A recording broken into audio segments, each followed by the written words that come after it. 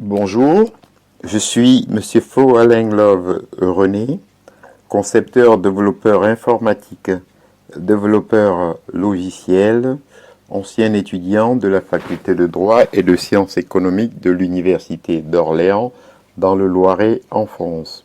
Aujourd'hui, dans le cadre du cours d'économie générale, nous allons étudier John Kenneth Galbraith, une brève histoire de l'euphorie financière. Un petit livre paru en 1992, presque un long article fait pour être lu et compris, non une théorie fumeuse pour gagner un prix Nobel que son auteur n'a jamais eu. Que Galbraith ait été un grand économiste ne fait aucun doute.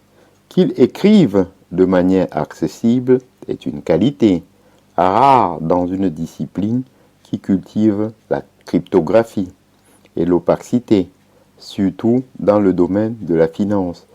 Et ce sont des folies de la finance qu'il s'agit.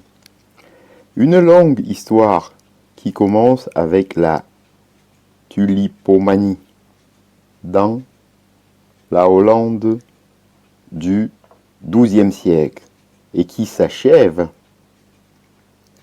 du XVIIe siècle et qui s'achève dans les années 1980 avec les premières crises de la financiarisation à outrance. Il manque les crises plus récentes, mais l'ouvrage ne manque pas de leçons. Galbraith explore les mécanismes de boom financier et des crashs qui inévitablement s'ensuivent.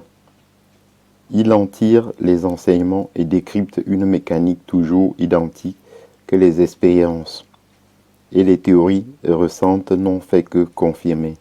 Le gain qui fait perdre tout discernement, l'amnésie des marchés qui à chaque boom oublie que les arbres ne montrent pas jusqu'au ciel, l'inévitable amnistie dont profite le marché après chaque crash, le chapeau étant toujours porté par des hommes et non par le système.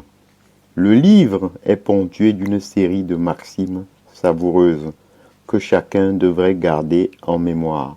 Le monde de la finance acclame encore et toujours l'invention de la roue, souvent dans une version plus instable. L'invention de la roue, c'est l'effet de levier. Gagner plus en engagement une somme donnée. Le crédit est ce qui fait tourner la roue, avec les subprimes et les produits dérivés. La roue est la tête de certains. C'est mise à tourner à une vitesse folle. Mais attention, le régime financier précède la chute. Et l'on devrait éviter de croire que l'intelligence des hommes se mesure à l'argent qu'ils vous promettent de vous faire gagner. Car les sots sont tôt ou tard séparés de leur argent. Seul remède associé à l'optimisme trop affiché, à l'imbécilité probable.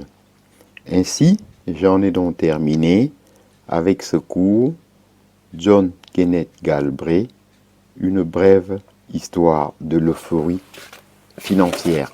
Je vous en remercie. Bonjour.